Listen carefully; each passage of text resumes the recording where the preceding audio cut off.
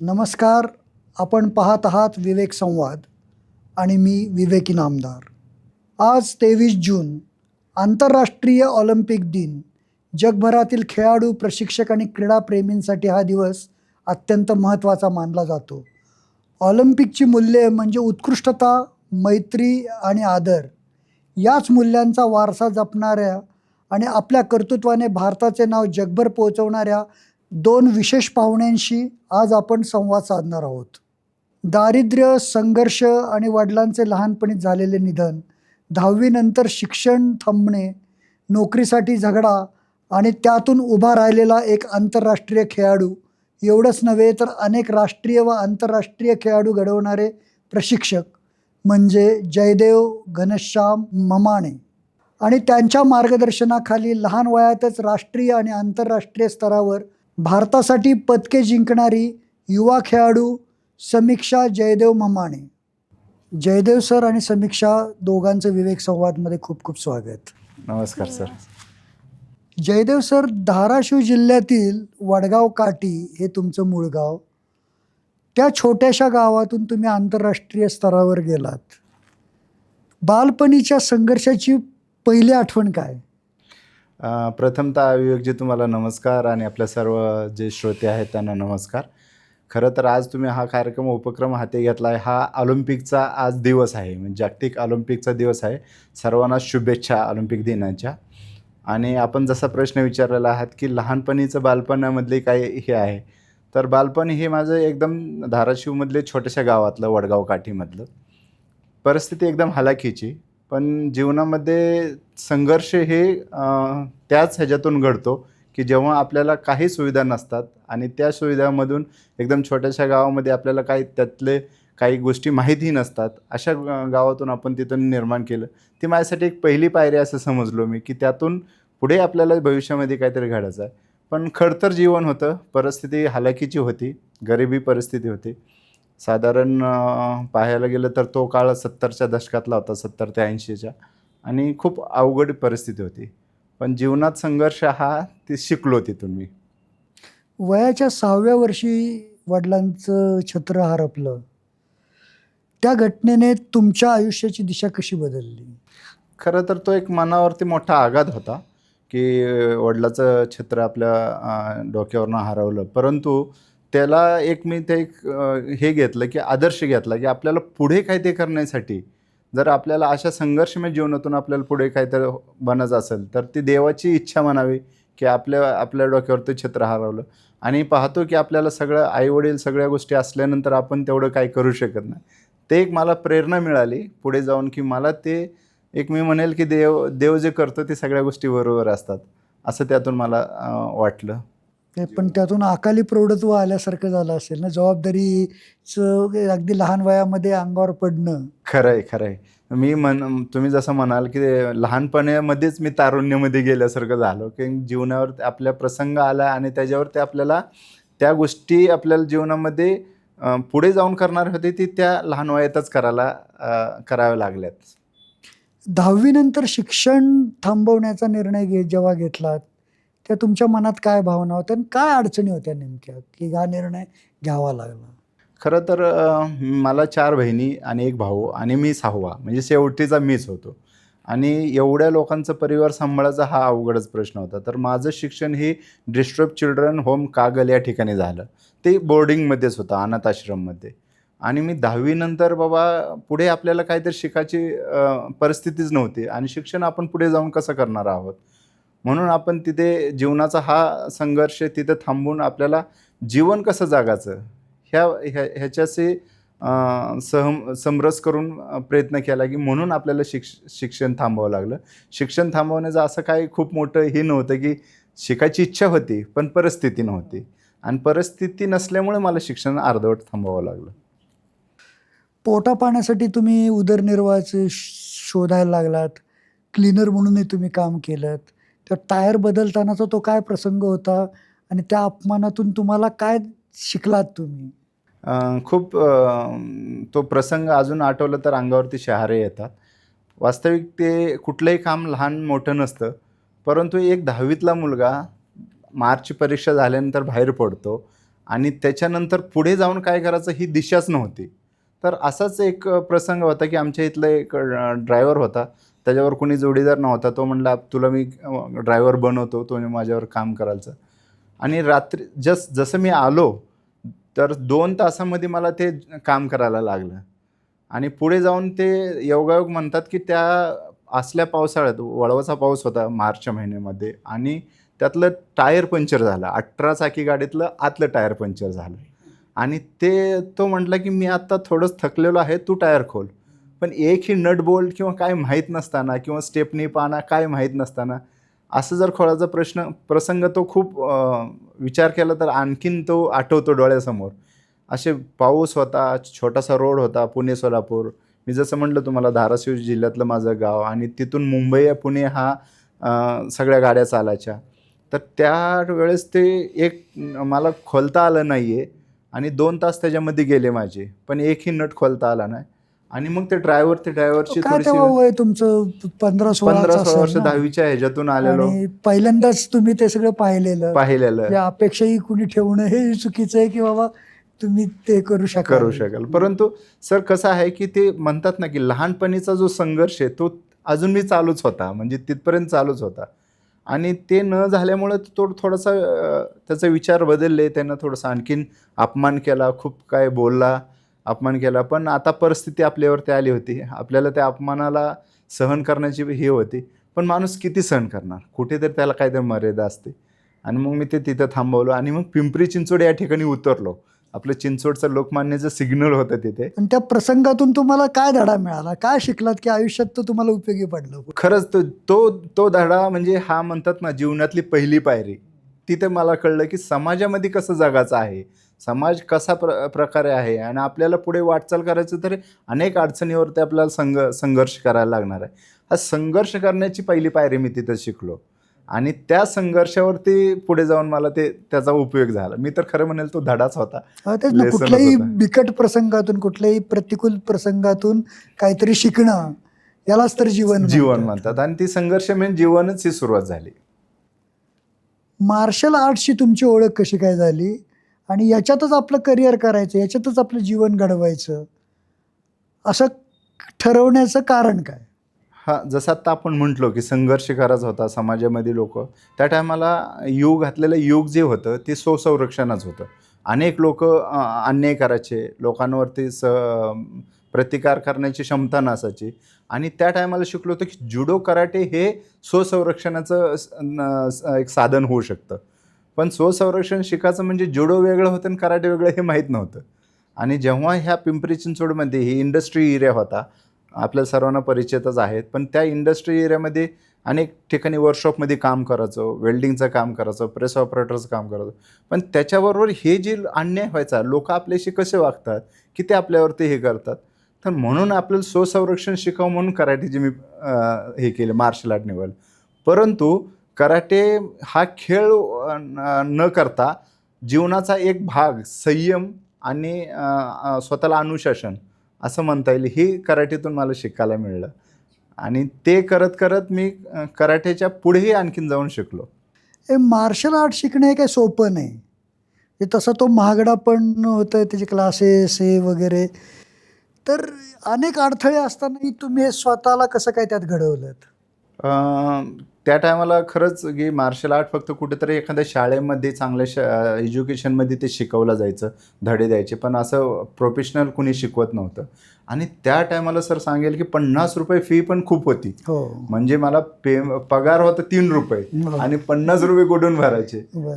परंतु ज्यांनी मला शिकवलं त्यांना मी म्हटलं की माझी परिस्थिती अशी आहे, हलाखीची परिस्थिती आहे, आणि मी जर एवढे ₹50 तुम्हाला द्यायला गेलो तर मी खाणार काय? कोण तुमचे पहिले गुरु कोण? माझे ते पहिले गुरु होते की C.A. तांबोळे म्हणून आहेत, अच्छा. जे मार्शल आर्टचे आता म्हणतात की जनक म्हणतात त्यांना. अच्छा. की त्यांनी ह्या सगळ्या गोष्टीमध्ये मला शिकवलं, आणि त्यांनी मला सांगितलं की काही कर पण मार्शल आर्ट सोडू नको. आणि त्यांचा तो शब्द मी आजही पाळलेला आहे. वा. वर्ल्ड कॉम्बॅट गेम्समध्ये तुम्ही आशिया खंडाचं नेतृत्व केलं. हा बहुमान मिळवणारे तुम्ही एकमेव खेळाडू होतात भारतातले. अगदी. तर तो क्षण कसा होता आणि त्या जबाबदारीचं महत्त्व कसं काय? त्या टायमाला 2012 साली एशियन चॅम्पियनशिप मी केली. जशी आत्ता माझी मुलगी एशियन चॅम्पियनशिपला गेली होती. एशियन चॅम्पियनशिपमध्ये मी भाग घेतला आणि त्या स्पर्धा होत्या किर्गिस्तानमध्ये. तेव्हा हे वर्ल्ड कम्बॅट गेमचं काही माहीत नव्हतं की वर्ल्ड कम्बॅट गेम काय असतं आणि काय. आपण माहीत आहे ऑलिम्पिक काय आहे किंवा एशियन गेम काय आहेत किंवा एशियन इंडोर गेम्स काय आहेत. पण हे वर्ल्ड कम्बॅट गेम ही त्याच्या पुढचं होतं. आंतरराष्ट्रीय ऑलिम्पिक कमिटीच्या माध्यमातून घेणाऱ्या स्पर्धेला वर्ल्ड कम्बॅट गेम म्हणतात. म्हणजे प्रत्येक खंडातला एक खेळाडू. आणि तिथे त्या टायमाला काय झालं, जशी आत्ताची परिस्थिती आहे इराण आणि अमेरिकेची, त्याही काळात तीच एक चुनचुन होती 2013 साली की अमेरिका आणि इराणचं वार होतं. आणि त्या टायमाला मी फायनलला आलो इराणची माझी, आणि मी तिथून 2 गुणांनी जिंकलो. अच्छा. आणि मी सिलेक्ट झालो हे मला माहीत नव्हतं. मी गोल्ड मेडल घेतलं, आलो आणि त्यांचा मेल आला. त्या टायमाला आपले सुरेश कलमाडी हे ऑलिम्पिक कमिटीचे अध्यक्ष होते. बरोबर. आणि त्या टायमाला स्पोर्ट्स मिनिस्टर म्हणून दिल्लीचे ह्याच्यातून सगळं जायला लागायचं. परंतु वर्ल्ड कम्बॅट गेम ही गेम्स खंडातून एक खेळाडू, म्हणजे अशा खंडाचं नेतृत्व करण्याचा मान मला मिळाला. हे माझं सौभाग्य. त्या टायमाला असं म्हणत होते सर की पिंपरी चिंचवड ही अशा खंडातली श्रीमंत महानगरपालिका, आणि पिंपरी चिंचवडातला एक खेळाडू अशा खंडाचं नेतृत्व करतो, हा एक मोठा सौभाग्याचा भाग. बरोबर ना. देशाचं प्रतिनिधित्व करण्याची संधी बऱ्याच खेळाडूंना मिळते, पण संपूर्ण आशिया खंडाचं प्रतिनिधित्व आंतरराष्ट्रीय पातळीवर करणं हे खरोखरच मोठी गोष्ट मानली पाहिजे. खूप मोठी गोष्ट होती, जसं तुम्ही म्हणताय त्या पद्धतीने. त्यानंतर जवळजवळ 10 वर्षांनी तुम्ही आंतरराष्ट्रीय पंच म्हणून तुमची निवड झाली. खेळाडू ते पंच हा तुमचा प्रवास कसा होता, की हा मानाचा हे आहे की पंच हे खूप मानाचं मानलं जातं, तर हा प्रवास तुमचा कसा झाला खेळाडू ते पंच? सांगतो सर. तो पण एक इंटरेस्टिंग किस्सा आहे. तो खेळाडू म्हणून मी खेळलो तिथे आणि जगामध्ये मी 3ऱ्या क्रमांकावर आलो. म्हणजे जगात 7 खंड होते, 7मध्ये मी 3ऱ्यावरती आलो. आणि 2013 साली त्या सेंट पीटर्सबर्ग रशिया इथं गेम झाल्या. त्याच्यानंतर वर्ल्ड कम्बॅट गेम हे झालेच नाहीत. प्रत्येक 10 वर्षांनी होतं हे 2023ला कळलं. आणि 2023ला खेळाडू म्हणून मी थांबलो. 2022ला मी गोल्ड मेडल आणलं. म्हणलं आता कुठेतरी थांबायला हवं आहे आणि आपण इथं थांबावं. थांबल्यानंतर त्यांनी परत सांगितलं की तुम्ही एक खेळाडू आहात आणि त्याच्यामध्ये तुम्हाला परीक्षा देता येईल आणि ह्या परीक्षा देऊन तुमचं सिलेक्शन होईल प्रत्येक खंडातला एक पंच. तर आशिया खंडाचा पंच म्हणून मी नियुक्त झालो. 2013 साली खेळाडू म्हणून नियुक्त झालो. 2023 साली मी पंच म्हणून नियुक्त झालो. आणि त्या असं करणारा जगातला एकमेव खेळाडू. म्हणजे जगात आजपर्यंत खेळाडू तर झाले किंवा पंच झाले, पण दोन्ही मिळून नाही. आणि जेव्हा मला तो माझ्याबरोबर सिल्वर मेडलला होता तो मुलगा तिथे आला होता. म्हणजे त्यांनी बोलवलं होतं की जसं आता आपलं क्रिकेट म्हणतात की सचिन तेंडुलकरला आपण एक आयकॉन म्हणून बोलवतो, तसं त्याला आयकॉन म्हणून बोलवलं होतं. तर त्या माणसाचे पाय असे फ्रॅक्चर झाला होता. तर जेव्हा आपण खेळत होतो ते संघर्ष खेळणं आणि पंच ह्याच्यामधला एवढा अवधीमध्ये आपण स्वतःला सांभाळलो ही मोठी गोष्ट होती. आणि पंच म्हणजे काय आहे की पंच खेळाडू म्हणून तर खेळू शकतो, पण पंच ही जेव्हा कळलं की न्याय, संयम आणि एखाद्यावरती अन्याय होऊ नये, एकाही गुणाचा अन्याय होऊ नये, ही पंचाची फार मोठी भूमिका होती. बरोबर सर. मी खरं सांगेल तुम्हाला की खेळाडू सोपा आहे, पंच अवघड आहे. खरं. हे आत्तापर्यंतची तुमची जी काही कारकीर्द आहे त्याचं थोडक्यात खेळाडूच्या जीवनात काय असते कमाई पदकांची, तर तुम्ही आतापर्यंत किती पदकं आपल्या भारताला मिळवून दिलीत आणि ती कुठल्या याच्यात? पदकं तर खूप मिळवली भारत नॅशनलला वगैरे, पण आंतरराष्ट्रीय पदकामध्ये 4 सुवर्ण आहेत, 6 रौप्य आहेत आणि 7 कांस्य आहेत. वा. असे जवळ 15 पदकं माझ्याकडे आंतरराष्ट्रीय पातळीचे आहेत. खऱ्या अर्थाने श्रीमंत खेळाडू आहात तुम्ही. म्हणता येईल, पदकाच्या हिशोबाने म्हणता येईल की खेळाडू श्रीमंत आहे आणि आहे खरंच. म्हणजे असं म्हणता येईल की खेळाडूची ती श्रीमंती आहे ना. म्हणजे तुमच्याकडे पैसे किती आहेत किंवा तुम्ही संपत्ती किती कमवली यापेक्षा तुम्ही देशाला काय पदकं मिळवून दिलीत ही खरी त्या खेळाडूची कमाई मानली कमाई जाते. मानता येईल. खरंच पदकाची हीच कमाई आहे आणि ते पदकं आज पण आपण पाहतो की आंतरराष्ट्रीय पातळीवरती इथपर्यंत जाऊन, जसं तुम्ही आता वर्ल्ड कंबॅट गेमचं नाव हे केलं. वर्ल्ड कंबॅट गेम म्हणजे कॉम्बॅट स्पोर्ट्समध्ये टिकणं खूप अवघड आहे. आपण म्हणतो कराटे, बॉक्सिंग, जुडो, जुजुत्सू हे वेगवेगळे पार्ट आहेत, पण ह्यांचा सगळ्याचं मिश्रण करून करणं ह्याला कॉम्बॅट गेम म्हणतात. तर ती पदकं माझ्यासाठी खूप म्हणतात की जसं तुम्ही आता म्हणले श्रीमंती, तीच एक आपली मोठी श्रीमंती आहे म्हणता येईल. समीक्षा, तुझे वडील हे आंतरराष्ट्रीय खेळाडू आहेत, प्रशिक्षक आहेत, तर त्यांच्याकडून जेव्हा तू ट्रेनिंग घेती तेव्हा तुला ते प्रशिक्षक जास्त वाटतात का बाबा जास्त वाटतात? तसं तर प्रशिक्षक जास्त वाटतात, पण मैदानाच्या बाहेर बाबा वाटतात. कारण की ज्यावेळेस मैदानावर जातो त्यावेळेस नियम आणि संरक्षण ह्या दोन्ही गोष्टी शिकवतात. पण जेव्हा मैदानाच्या बाहेर जातो तेव्हा बाबा वाटतात, कारण की पाठीवर हात ठेवणारे बाबा असतात. बाबा कधी रागवतात का तुला? हो, हा, रागवतात जास्त का माया जास्त करतात? दोन्ही. दोन्ही करतात. छान. तुम्ही लहान वयात राष्ट्रीय आंतरराष्ट्रीय स्तरावर पदकं जिंकलीत. तुमच्या पहिल्या मोठ्या विजयाची काय आठवण सांगाल? मी 2007 साली पहिली वर्ल्ड चॅम्पियनशिप खेळायला गेलो पोर्तुगाल या देशामध्ये, युरोपमध्ये. आणि एक साधा खेडेगावातला माणूस युरोपसारख्या 7 समुद्रापलीकडे जाऊन देशाचं प्रतिनिधित्व करतो.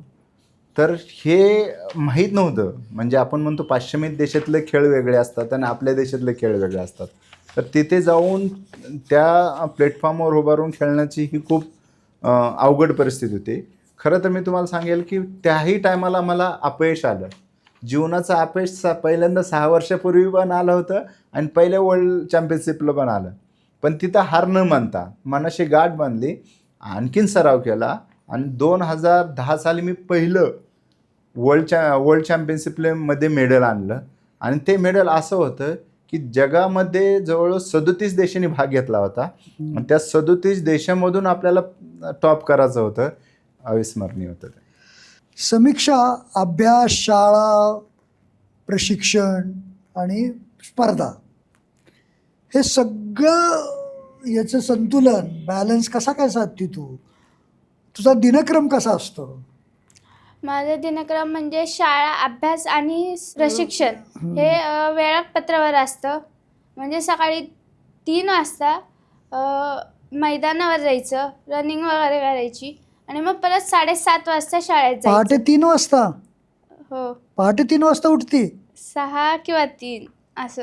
अच्छा. आणि आणि पहाटे उठून रनिंग वगैरे करायचं, सराव करायचा आणि मग शाळेत 7:30ला जायचं? शाळेत जायचं.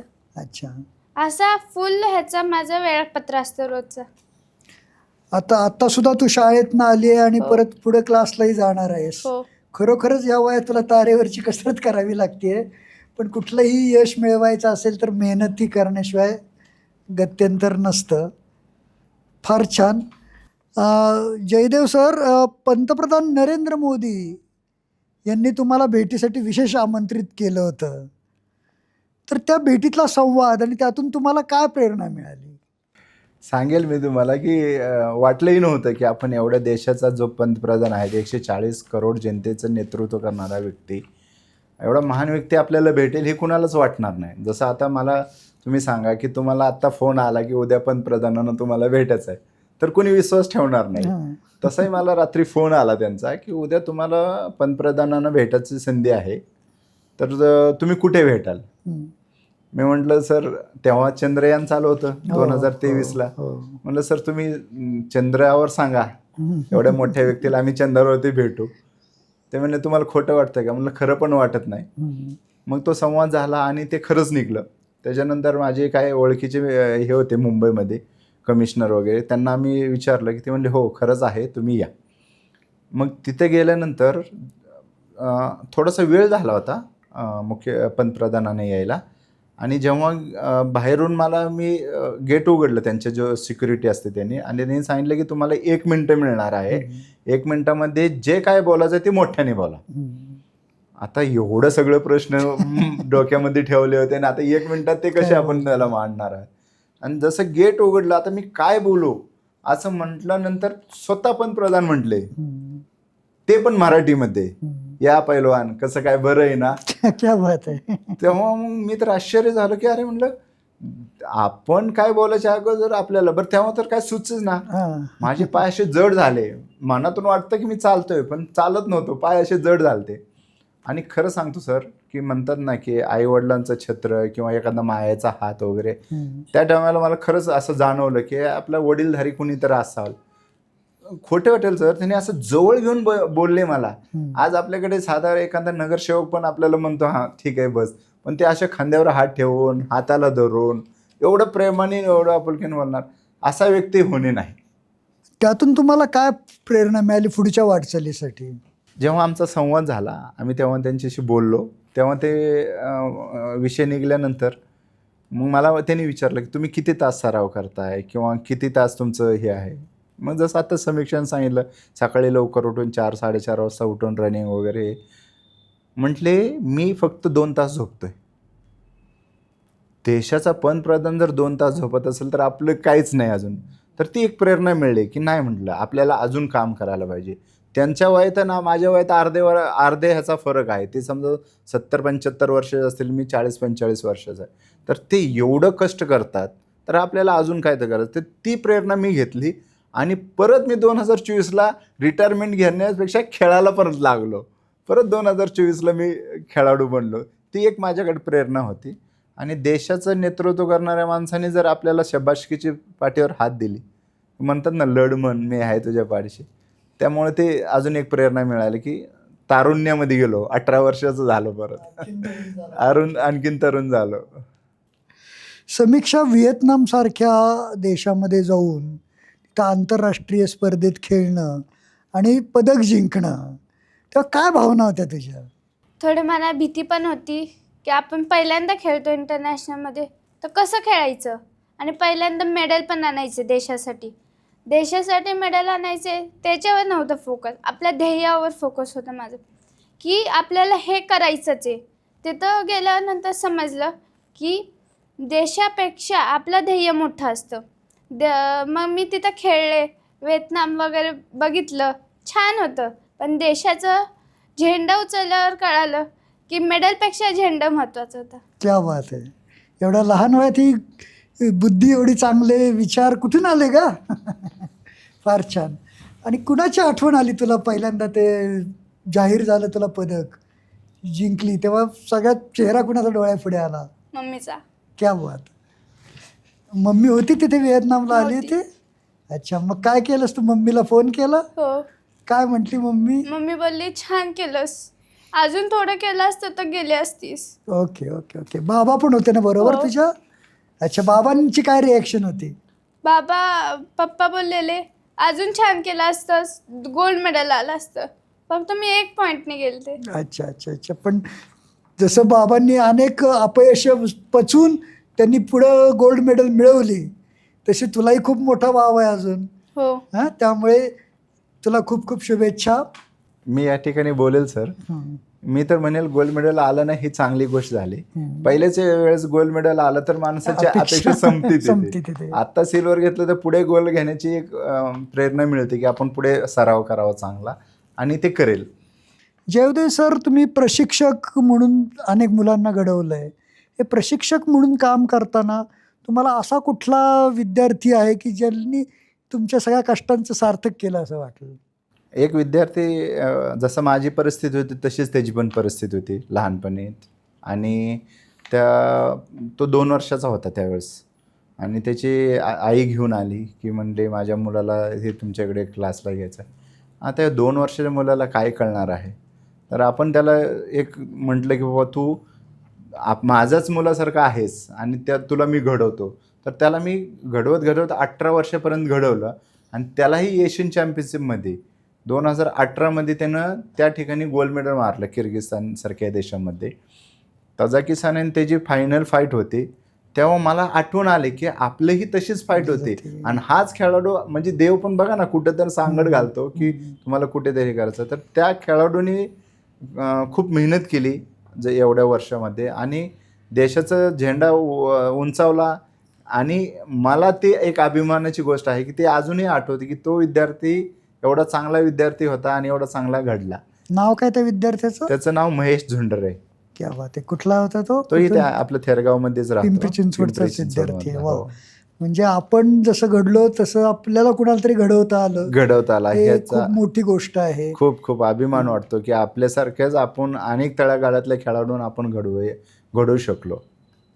समीक्षा, आजच्या मुलींना स्वसंरक्षण, खेळ आणि आत्मविश्वास याबद्दल काय तू संदेश देशील?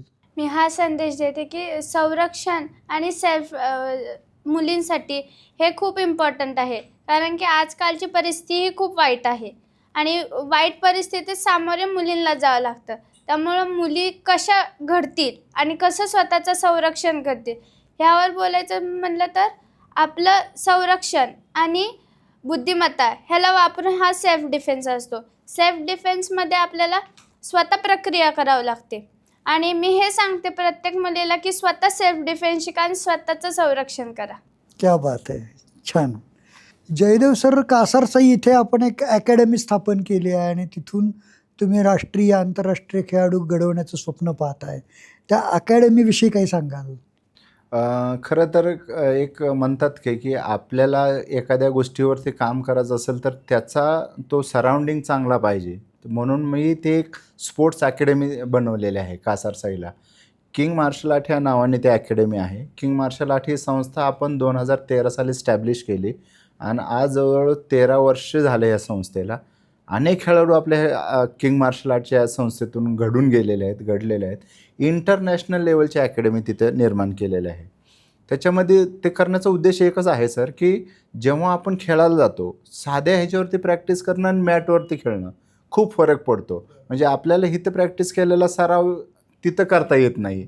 म्हणून तशी आपण एक प्रोफेशनल अकॅडमी आपण तिथं निर्माण केलेली आहे आणि उद्देश हाच आहे मागासारखा की 2036मध्ये जेव्हा आपल्याला खेळाडू घडवायचे आहेत तर त्या अकॅडमीतून आपण प्रॅक्टिस करून जावे. तिथं राहण्याची व्यवस्था केलेलं आहे. इंटरनॅशनल लेवल म्हणजे जसं बाहेरच्या देशामध्ये कसं असतं त्या पद्धतीने केलेलं आहे आणि सर्वांनी तिथे यावं, शिकावं आणि देशाचं नाव करावं. खरं तर ती मुलींसाठी तर मी एक सांगू इच्छितो सर की किंग मार्शल आर्ट ही संस्था मुलीसाठी मोफत प्रशिक्षण सुरू करत आहे आणि ह्या मुलीने देशाचं नाव, आज मुली पाहतो आपण की किती पुढे जाऊन काम करत आहेत सर्व क्षेत्रामध्ये. आज देशाच्या राष्ट्रपती द्रौपदी मुर्मू ह्या एक महिला आहेत आणि महिलांना खूप वाव आहे. तर आपल्या अकॅडमीतर्फे आपण ह्या मुलींसाठी जे काय लागेल सुविधा किंवा जे काय त्यांना लागणाऱ्या गोष्टी आहे, प्रशिक्षण इंटरनॅशनल खेळाडू असल्यामुळे तोही एक आपल्याला तिथे करता येईल. तर यांच्यासाठी आपण मुलींसाठी आपण मोफत करतो आहे. मुलीने येऊन तिथे आपल्या अकॅडमीवरती प्रॅक्टिस सराव करावा, एवढं आपल्याला सांगू इच्छितो. आता तुम्हाला दोघांना एकच प्रश्न, दोघांनी उत्तर द्यायचं याचं, की अजून 10 वर्षांनी तुम्ही काय स्वप्न बघता की जे तुम्हाला साकार करेल, ज्याला तुमचं विजन काय असं 10 वर्षानंतर तुम्ही कुठे असाल की तुम्ही काय करत असाल आणि भारतासाठी आणि महाराष्ट्रासाठी तुम्हाला अजून काय करायचं आहे? मी जर सांगेल की 10 वर्षांनी काय करायचं तर समीक्षा आत्ताही 13-14 वर्षाची आहे आणि 10 वर्षांनी ती 24 वर्षाची होईल आणि 10 वर्षांनी 2036मध्ये मोदीजींचा ऑलिम्पिक हे भारतात घेण्याचा प्रयास आहे आणि त्यावेळेस हा जो झेंडा आहे ना, हा भारत देशाचा, हा झेंडा तिथे आपल्या एखाद्या खेळाडूने ऑलिम्पिकमध्ये असा फडकावावा आणि महाराष्ट्राचं आणि देशाचं नाव करावं अशी एवढी अपेक्षा आहे आणि ते करण्याचा प्रयत्न आहे. भले मग आता त्यासाठी कितीही मेहनत करायला लागली तर करण्याचा आपण प्रयत्न करूया. हे माझं सर्व खेळाडूंना आज ऑलिम्पिकच्या जागतिक दिनानिमित्त एक ध्येय म्हणा की जे आत्ता जे मुलं आहेत 10 ते 12 वर्षाचं, आत्ता बघा रशियामध्ये 2036ची तयारी आत्तापासून सुरू केलेली आहे. तसं हे आपणही आपल्या देशामधल्या मुलांनी आत्तापासून तयार केलं तर नक्कीच आपला भारताचा झेंडा तिरंगा तिथे फडकेल आणि महाराष्ट्राचं नाव करायला आवडेल मला.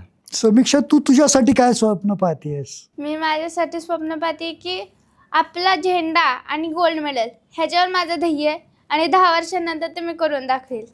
क्या बात आहे. फार फार फार छान. दोघांनाही खूप खूप शुभेच्छा. आपण या ठिकाणी आलात आणि आमच्याबरोबर तुमचे विचार, तुमची स्वप्न, तुमच्या जे काही कष्टाचे संघर्षाचे प्रसंग होते ते शेअर केलेत आणि ते खरोखरच प्रेरणादायी आहेत आणि यातून अनेक तरुणांना मुलांना प्रेरणा मिळेल आणि त्यातून भारताला खरोखरच चांगले खेळाडू मिळतील आणि भारत येणाऱ्या 2036मध्ये जे काही ऑलिम्पिक होणार आहे त्यात 1 नाही 2 नाही तर सगळ्या पदकांच्या ह्याच्यात टॉपची जागा गाठेल अशी आशा करूयात आणि अजून 10 वर्ष आपण त्यासाठी सर्वांनी झोकून देऊन प्रयत्न करूयात. निश्चितच पुढचा काळ आपला असेल. धन्यवाद. मित्रांनो, आंतरराष्ट्रीय ऑलिम्पिक दिनाच्या निमित्ताने आपण आज एका अशा कुटुंबाशी संवाद साधला ज्यांनी संघर्षाला संधी बनवत जगभर भारताचा तिरंगा फडकवला. एका सामान्य कुटुंबातील मुलाने आशिया खंडाचे नेतृत्व करणारा खेळाडू होण्यापासून ते आंतरराष्ट्रीय पंच म्हणून निवड होण्यापर्यंतचा प्रवास केला आणि आता त्यांची कन्या समीक्षा आंतरराष्ट्रीय स्तरावर भारताचं प्रतिनिधित्व करत आहे. ही प्रत्येक भारतीयासाठी अभिमानाची बाब आहे.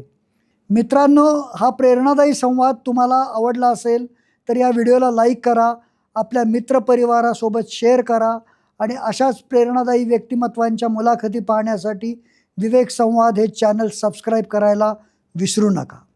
धन्यवाद. नमस्कार.